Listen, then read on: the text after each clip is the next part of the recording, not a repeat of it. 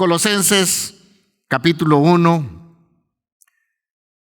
y vamos a hablar sobre la gracia ascendente. La gracia ascendente. Y vamos a leer Colosenses capítulo 1 y vamos a leerlo de una forma no convencional. Vamos a leer del versículo 14 al versículo 9. O sea, no del 9 al 14, sino del 14 al 9. Y usted me va a decir por qué. Pues poco a poco usted me va a comprender por qué lo vamos a leer así. Colosenses 1, 14 al 9. Dice: en quien tenemos redención por su sangre, el perdón de pecados, el cual nos ha librado de la potestad de las tinieblas y trasladado al reino de su amado Hijo. Con gozo, dando gracias al Padre que nos hizo aptos para participar de la herencia de los santos en luz, fortalecidos con todo poder, conforme a la potencia de su gloria, para toda paciencia y longanimidad, para que andéis como es digno del Señor, agradándole en todo, llevando fruto en toda buena obra y creciendo en el conocimiento de Dios. Por lo cual también nosotros, desde el día que lo oímos, no cesamos de orar por vosotros y de pedir que seáis llenos del conocimiento de su voluntad en toda sabiduría e inteligencia espiritual. La gracia ascendente. La gracia, hay varias definiciones de la gracia. Yo estuve leyendo algo sobre la gracia y realmente es un tema tan grande, es tan inmenso que uno se queda realmente con la boca abierta. Todo lo que la gracia de Dios hace en favor de la humanidad. Pero yo tengo un concepto que me gustó mucho, y es que la gracia es la acción de Dios al sacar al hombre de su estado de muerte y elevarlo a las normas del cielo para que viva en ellas. Yo creo que es una buena definición esta, y se la voy a repetir. La gracia es la acción de Dios al sacar al hombre de su estado de muerte y elevarlo a las normas del cielo para que viva en ellas. Entonces, la gracia es el don otorgado solamente por nuestro Dios Todopoderoso, por nuestro Padre Celestial, y que se manifestó de una forma extraordinaria cuando Él nos dio a su único Hijo para sanar nuestra relación que se había roto por causa del pecado. En el Antiguo Testamento, Dios instituyó los sacrificios como una forma realmente de expiar los pecados de la humanidad.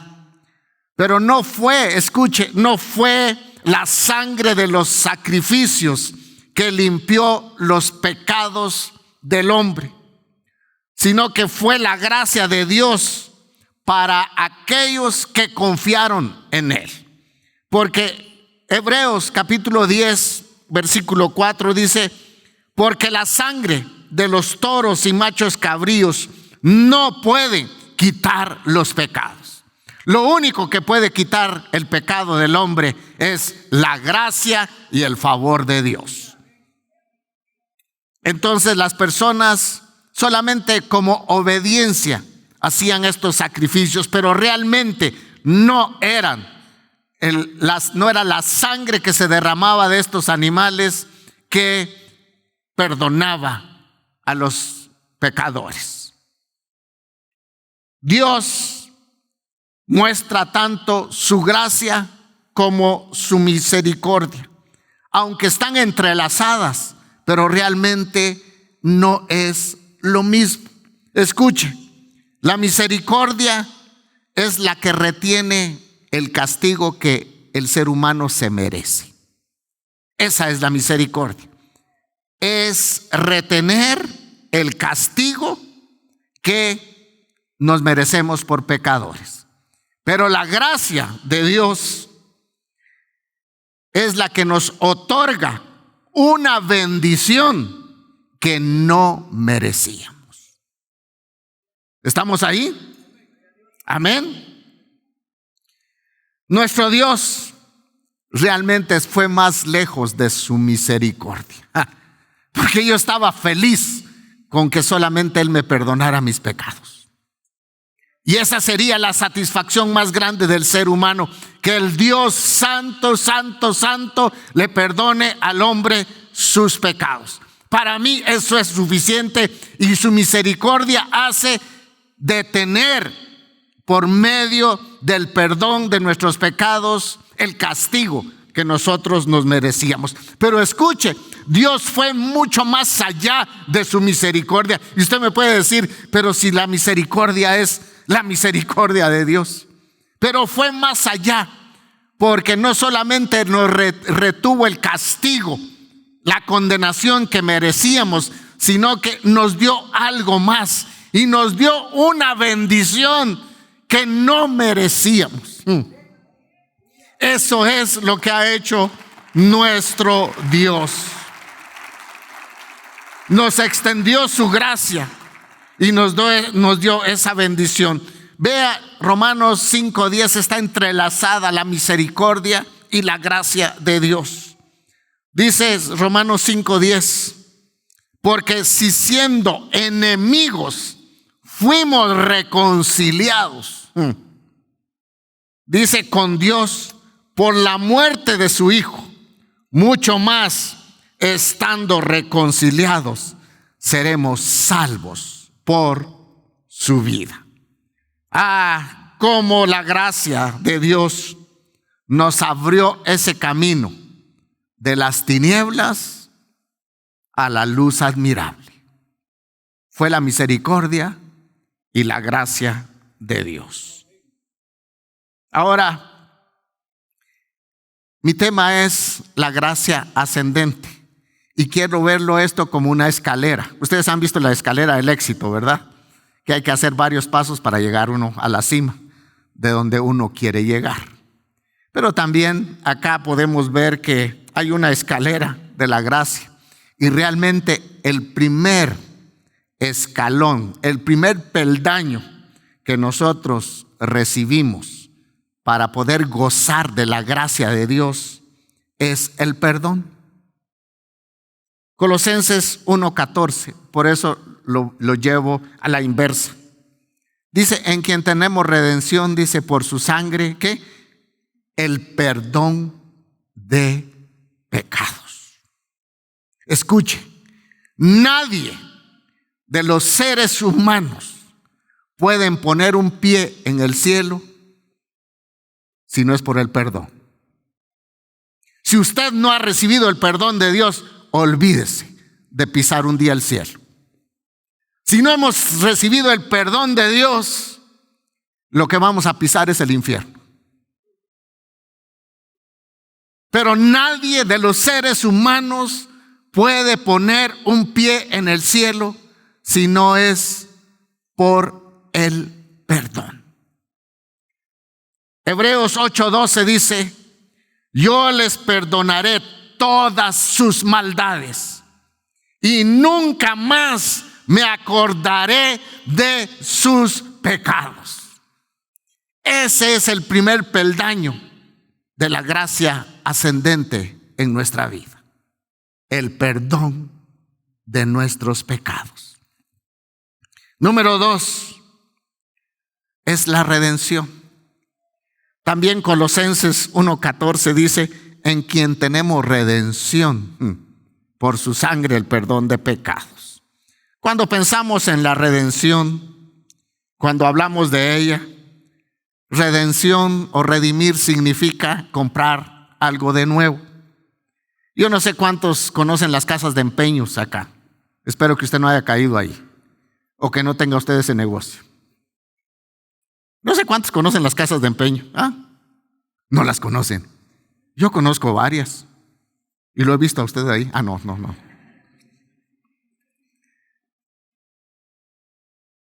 Las casas de empeños. ¿Qué hace una persona cuando tiene una necesidad y tiene algo de valor? Su cadena de 24 quilates, que le costó $3,000, pero usted está quebrándose los dedos y no tiene dinero y no hay nadie que le preste, usted no tiene dónde echar mano. Usted se acuerda de la casa de empeños y usted va a dejar su cadena allí y le dice el cuate ahí, le dice, mire, su cadena ya está un poquito usada usted y no es como usted cree, así que lo más que podemos darle por ella es $500. Y usted dice, pero me costó 3,000. Pero bueno, de plano hay que dejarlo. ¿Qué es redimir algo? Es ir yo e ir a sacar ese artículo pagando un precio para que sea nuevamente de mi propiedad. Y realmente, ¿qué ha hecho Dios con nosotros? Nos redimió, nos compró, porque a nosotros no nos vendieron con el prestamista. Nosotros nos vendimos con el prestamista. Y nos vendimos por algo que no valía nada, algo que no valía la pena. Y muchos de los hijos de Dios hoy han dejado de caminar en los caminos del Señor sencillamente porque el diablo les dio un juguete de pecado. Y ahí están revolcándose en el mundo y el prestamista feliz con usted y está haciendo lo que él quiere con su vida, con algo muy, pero muy valioso. ¿Qué hizo Jesús? Con su sangre preciosa nos compró, nos redimió para que seamos parte de su propiedad y que podamos disfrutar de su presencia todos los días. Yo fui perdonado, pero también fui redimido. Ese es el segundo escalón de la gracia de Dios. Número 3, vea. La gracia de Dios nos perdona, la gracia de Dios nos redime, pero la gracia de Dios también nos libera y nos traslada. Colosenses 1:13 dice, el cual nos ha librado de la potestad de las tinieblas y trasladado, dice, al reino de su amado Hijo. Solo aquellos que hemos sido perdonados, aquellos que hemos sido redimidos, la gracia de Dios ha hecho que nosotros podamos pasar del poder de las tinieblas al reino de la luz. Y eso, hermanos, es un misterio. Yo decía anoche, ¿cómo es posible? Es que es imposible que sea algo trasladado del reino animal al reino mineral. No se puede. No se puede, es imposible humanamente hacerlo. Pero Dios nos trasladó del reino, yo voy a decir del reino animal, porque nosotros en nuestros pecados actuábamos como animales. El hombre sin Dios actúa peor que los animales. Esa es la naturaleza del hombre pecador. Pero aún siendo así, viviendo nosotros, perdone mi expresión esta, pero viviendo en ese reino animal, Dios nos trasladó de ahí y nos puso en un reino espiritual. Ese es otro, escuche, este es otro peldaño que nosotros subimos en la gracia de Dios. Y ese milagro solo ha ocurrido de la liberación y la traslación por la muerte de nuestro Señor Jesucristo, que nos trasladó de las tinieblas a la luz. Hay una pequeña diferencia de tinieblas y luz, ¿verdad? Por eso los cristianos somos llamados a vivir en la luz y a dejar las tinieblas. Número 4. Somos partícipes de la herencia. Eso solamente lo hace la gracia de Dios. Nos perdona, nos redime, nos libera y nos traslada, y ahora nos hace participantes de la herencia del Señor. Colosenses 1:12 dice: con gozo, dice Pablo, dando gracias al Padre que nos hizo aptos para participar de la herencia, dice, de los santos en luz. Vea, hermanos, somos herederos de las promesas de Dios. Nadie en su humanidad puede ser heredero de las promesas de Dios. Yo no puedo heredar por mis propias fuerzas la salvación. Yo no puedo heredar un día el cielo con mis propios esfuerzos. No lo puedo hacer. Solamente la gracia de Dios hace que yo pueda participar de la herencia que solamente al Hijo de Dios le tocaba. Y mire, tenemos una herencia nosotros que está, hermanos, por venir. Estamos viviendo los últimos tiempos. Yo creo que el domingo que viene voy a predicar sobre como en los días de Noé.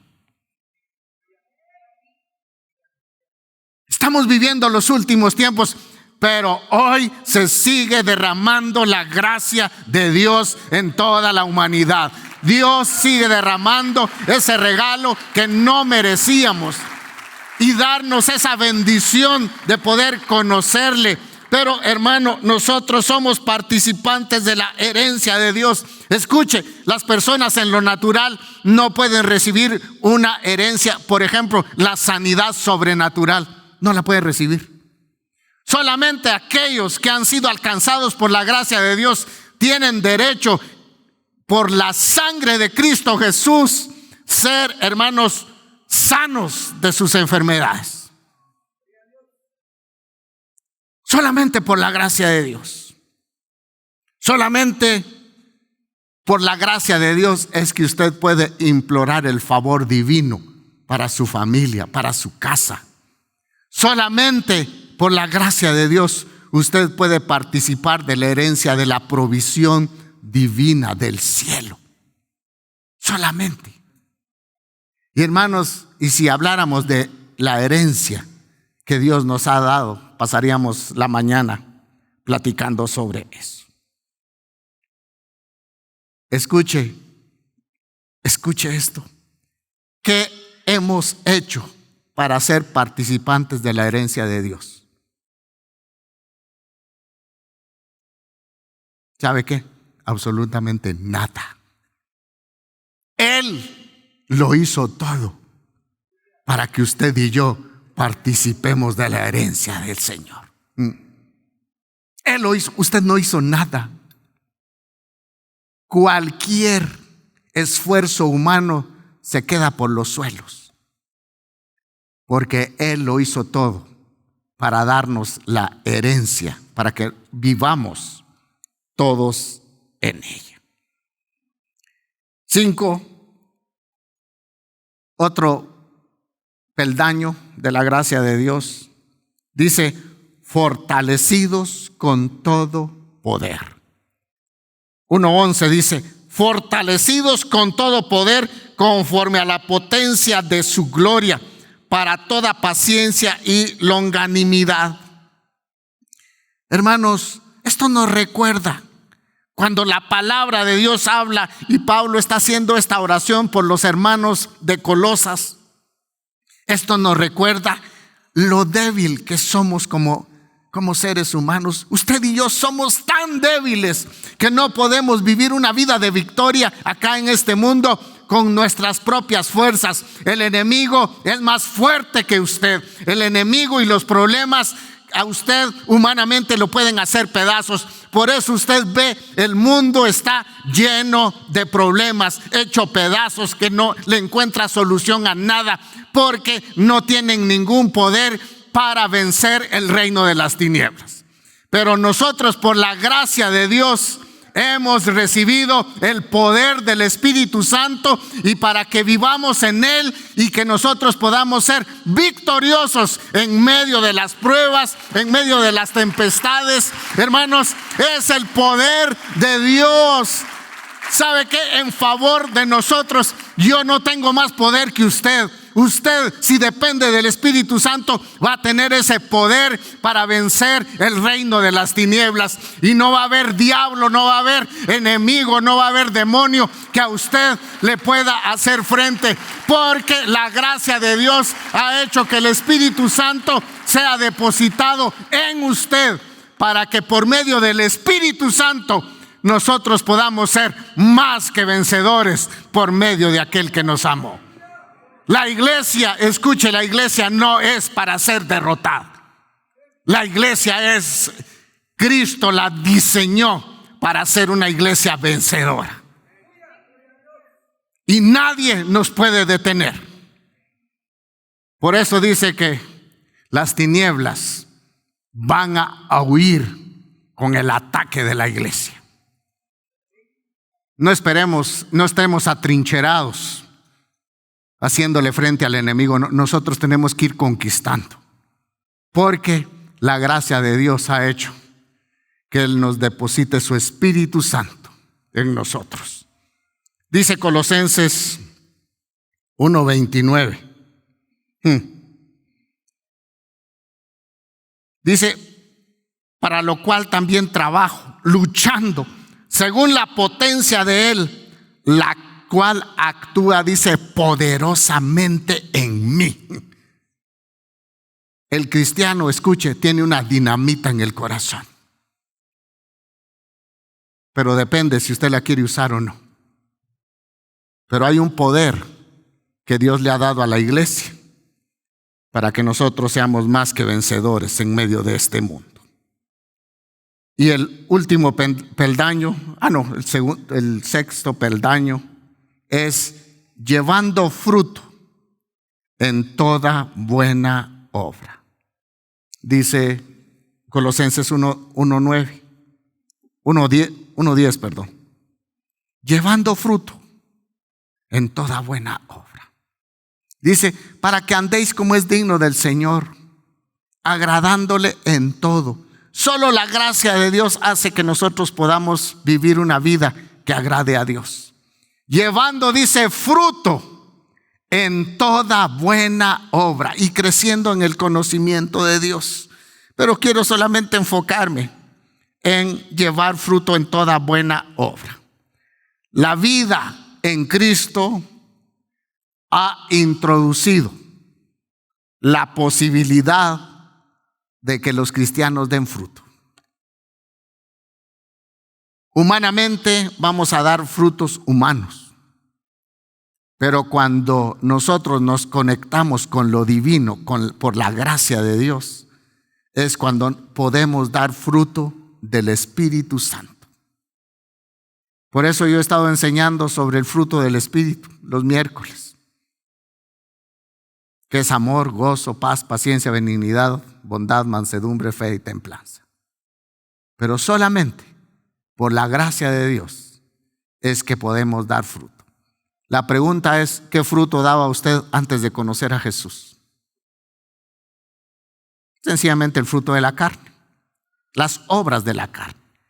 Pero ahora, ya transformados por la gracia de Dios, por el perdón, por la redención que hemos recibido, ahora podemos producir el fruto del Espíritu para gloria de nuestro Padre Celestial. Y por último, el último peldaño, o el antepenúltimo: llenos del conocimiento de la voluntad de Dios. Colosenses 1:9 dice: por lo cual también nosotros, desde el día en que lo oímos, no cesamos de orar por vosotros. Vea cuál es la oración de Pablo en favor de los hermanos. Dice, y de pedir, y acá es donde quiero hacer énfasis, y de pedir, dice, que seáis llenos del conocimiento de su voluntad en toda sabiduría e inteligencia espiritual. Cuando oramos, no es para que Dios haga nuestra voluntad. Y ese es el error grande que tenemos los cristianos, que estamos orando muchas veces para que Dios haga nuestra voluntad. Y el Señor fue tan sabio, y Él nos enseñó en la oración del Padre Nuestro, y Él dijo, Padre nuestro que estás en los cielos, santificado sea tu nombre. Venga tu reino, hágase tu voluntad, en el cielo como en la tierra. Y Pablo está conectado con ese pensamiento de Jesús. Es que los cristianos no debemos de buscar nuestra propia voluntad, sino la voluntad de Dios, porque esa es buena, agradable y perfecta. La voluntad de usted no es ni buena, ni agradable, ni perfecta. Pero nosotros queremos que la voluntad de Dios se acople a nuestra voluntad. Y muchas veces ayunamos, oramos, escuche, por oraciones o peticiones caprichosas que tenemos en la vida para que Dios haga su voluntad. Yo decía anoche, hay hermanos que vienen a pedirle oración a uno de pastor y uno no haya ni qué hacer. Pastor, yo quiero que ore porque queremos que la voluntad del Señor sea que mi esposo se vaya a los Estados Unidos. Y cuando llegó, era la voluntad de Dios. Pero 5 años después, aquel cuate ya no quiere rezar porque ya tiene otra allá.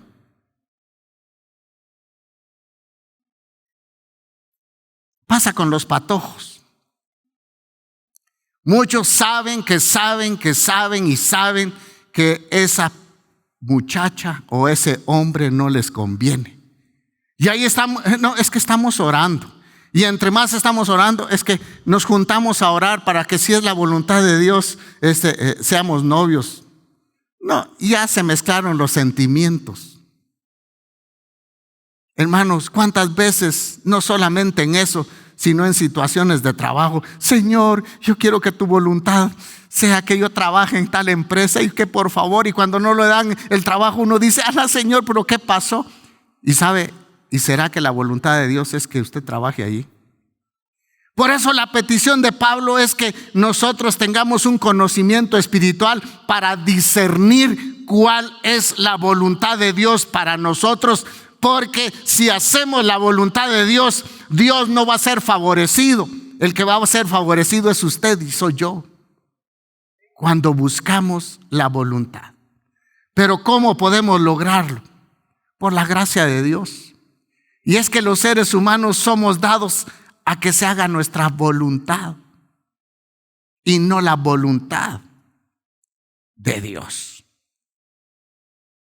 Solo por la gracia que nos ha sido otorgada, podemos ver con los ojos espirituales y discernir la voluntad de Dios. Hermanos, para hacer la voluntad de Dios no es fácil. Hay que buscarlo a Él intensamente. Y hacer la voluntad de Dios a veces no es aquella paz que uno tiene en el corazón. Hacer la voluntad de Dios a veces va en contra de nuestra naturaleza. Si no, pregúntele usted a Jesús. Pregúntele usted a Pablo. Pregúntele usted a Esteban. Pregúntele usted a Jeremías. Pregúntele usted a Daniel. Hacer la voluntad de Dios solamente la podemos hacer cuando tenemos esa intimidad con el Espíritu Santo. Pero los beneficiados vamos a ser nosotros. Termino con esto. Yo anoté 7 peldaños de esta escalera de la gracia. El perdón, la redención, la liberación y la traslación que Dios ha hecho de nosotros, que participamos de la herencia de Dios. Vea cómo vamos subiendo en la gracia de Dios. Somos fortalecidos con el poder de Dios. Por la gracia de Dios llevamos fruto para toda buena obra.